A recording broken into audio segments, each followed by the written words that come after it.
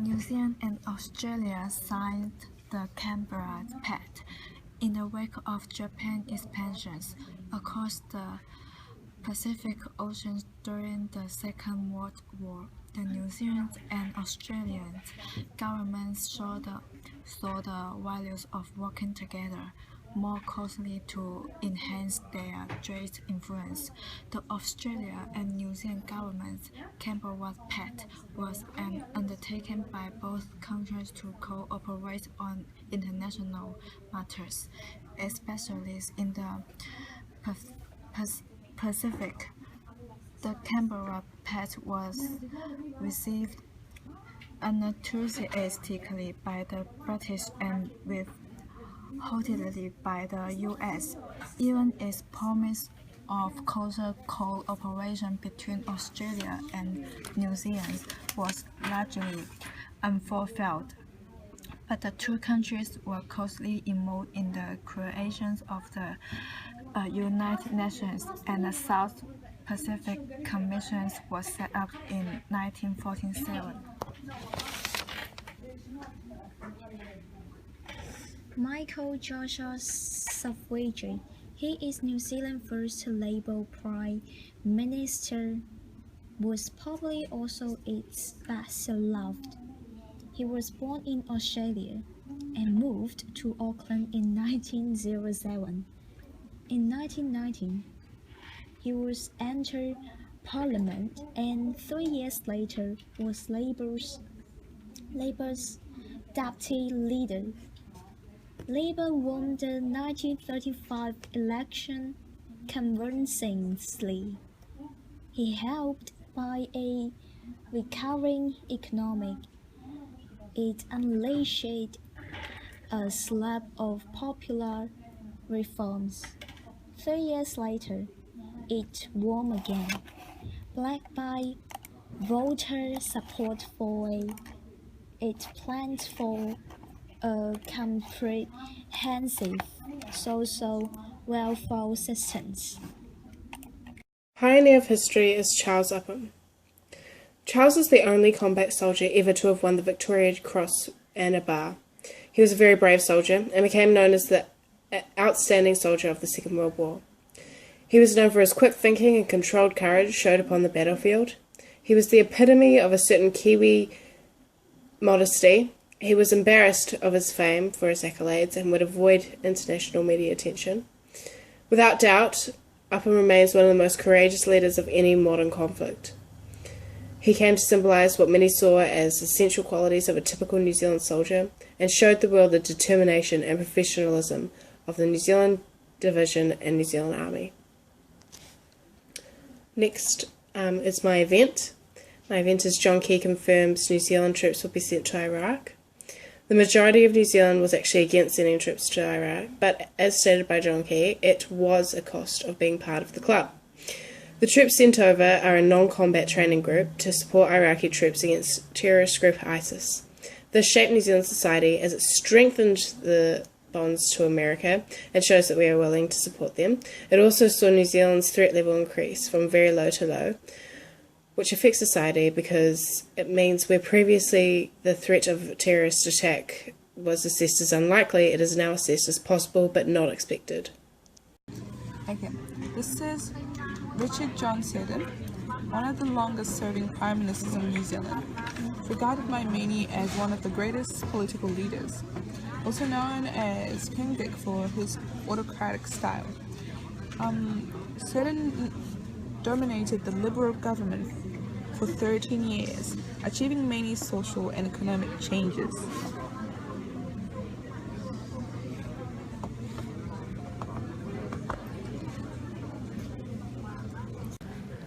The $5 New Zealand person is Edmund Hillary.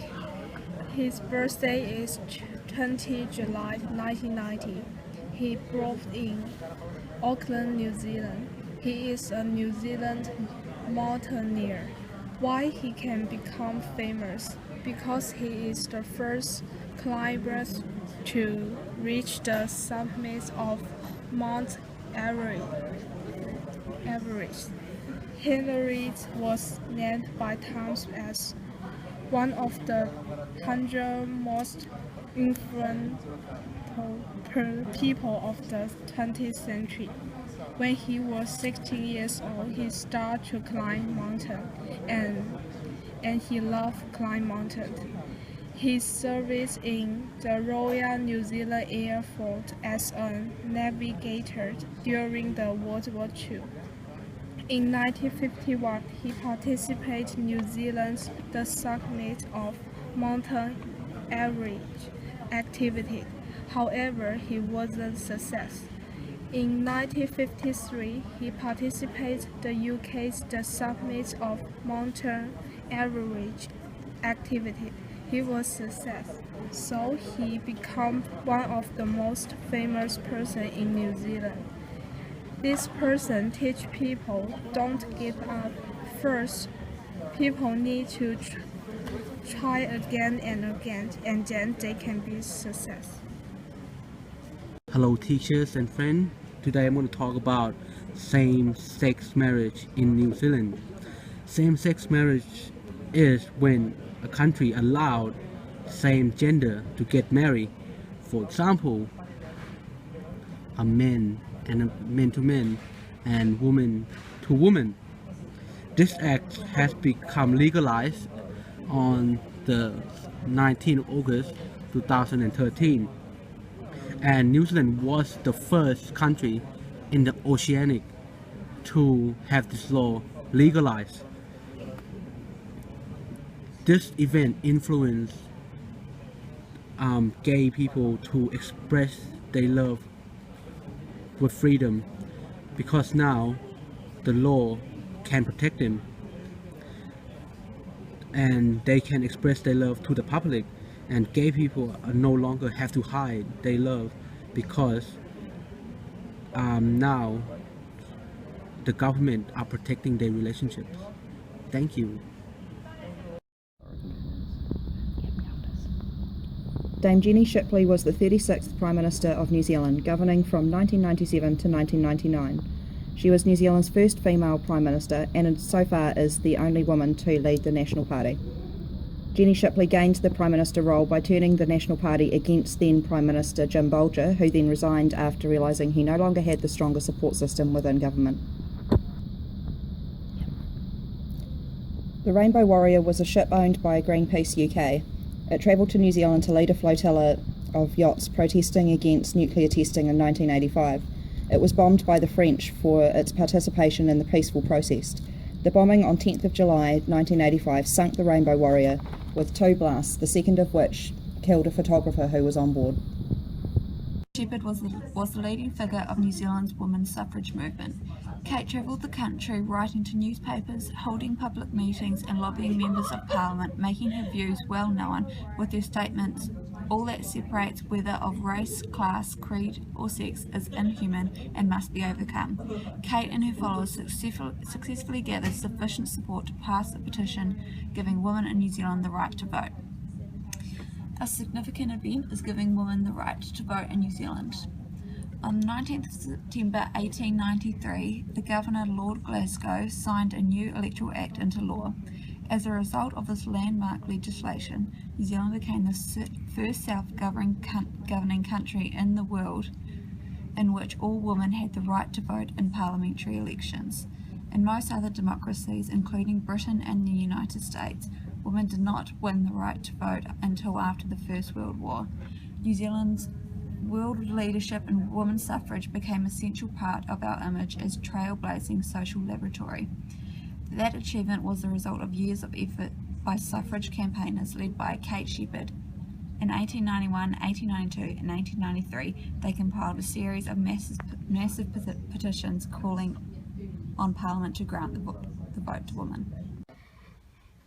In 1859, the miners Tiara Chief Tetiara Manuka offered to sell land at Waitia in North Taranaki to the crowd. The government accepted the offer, and Pikaha shuttlers look forward to expanding their small in shelf around new filaments. However, Werimuk Kingi, a more senior chief, denied that Tiara had the right to sell the Waitara land, and war broke out there in March 1860. Taranaki experienced a series of conflict over the next 21 years.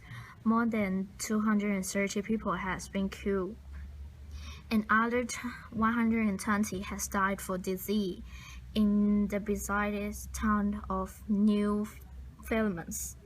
A truce in March 1861 ended the military conflict, but did not resolve the underlying issue. Fresh fighting erupted in 1863.